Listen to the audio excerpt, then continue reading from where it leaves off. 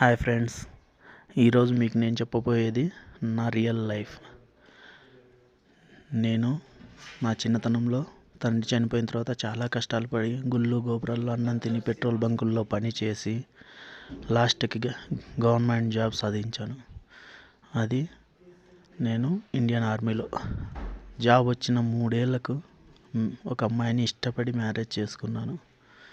తర్వాత 1 ఇయర్ తర్వాత అమ్మాయి పుట్టిన తర్వాత 1 ఇయర్ బాగా ఉన్నాం. నా దరిద్రం కొద్దీ నాకు ఒక వ్యసనం అలవాటైంది, అదే జూదం. ఫ్రెండ్స్, నాలాగా ఎవరు అలవాటు చేసుకోవద్దండి.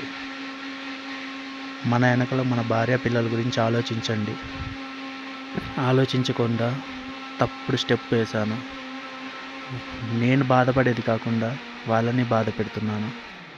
నా భార్య నా కోసం ఎన్నో త్యాగాలు చేసింది. ఆమె నేను చేసిన ఎన్నో అప్పులు కట్టింది. అయినా ఆమె నన్ను ఎప్పుడే కానీ వదిలి వెళ్ళాలన్న ఆలోచన లేదు. ఈరోజు మారుతాను, రేపు మారుతాను అనుకుంటూ నిరీక్షిస్తూ వెయిట్ చేస్తుంది.